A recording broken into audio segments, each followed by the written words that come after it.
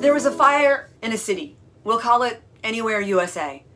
That fire caused millions of dollars in damage, and after the investigators were done, there were lessons that were learned. Fire departments do their best to share these lessons with other fire departments, but the truth is, these lessons need to be shared with the architects, the builders, the building inspectors, and the special inspectors, as well as the trades. Everyone involved in the life safety of a building needs to hear this lesson. Like many lessons in life, there are different layers.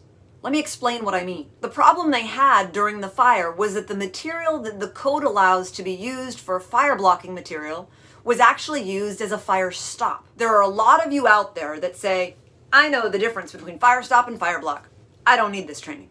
But I challenge you to join me because I had to dig deep into the archives of people long in the industry to get this information for you. So if you've heard the basic information that's out there, you are missing these critical pieces that we're going to share with you in this training series. If you don't know the difference between fire stop and fire block, then definitely please join us. If you do know the difference, please consider still joining us because I'm certain that there's value in this training for you. In fact, we are so certain that you'll learn something that we're going to offer you a money-back guarantee. Here's the deal.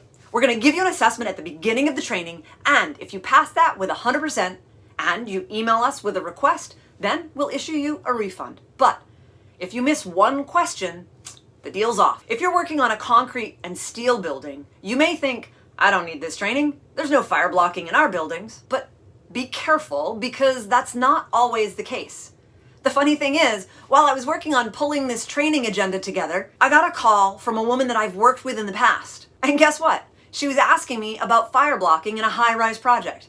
It was clear that we needed to include that in our training as well. This training is for architects, general contractors, tradespeople dealing with fire stop or fire blocking, or both. It's also for building inspectors in the field, plan review people, and even special inspection firms. Here's the best part. This is a training about building codes and fire test standards, and I bet you think it's going to be dry and boring, right? But the way we present this is a little bit different. We turn the fire test standards into stories, and we animate the building code in a way that when you're done, you can see exactly how to apply this new information to the work that you're doing. The goal of this training is to help people build better by knowing the reasons that you can and can't use this product or that product. If all goes well, we'll launch this on April 1st. Yeah, April Fool's Day, because that's the start of the second quarter. And we want to launch a new training every quarter. We'll see how that goes. But it's also because in my own personal history, this has been a day of disruptive but positive change. And that is the goal of this training. So it just seemed appropriate. Our first quarter training is Fire Stop 101 for rated joints, and it goes into a whole new level of detail in this very basic topic.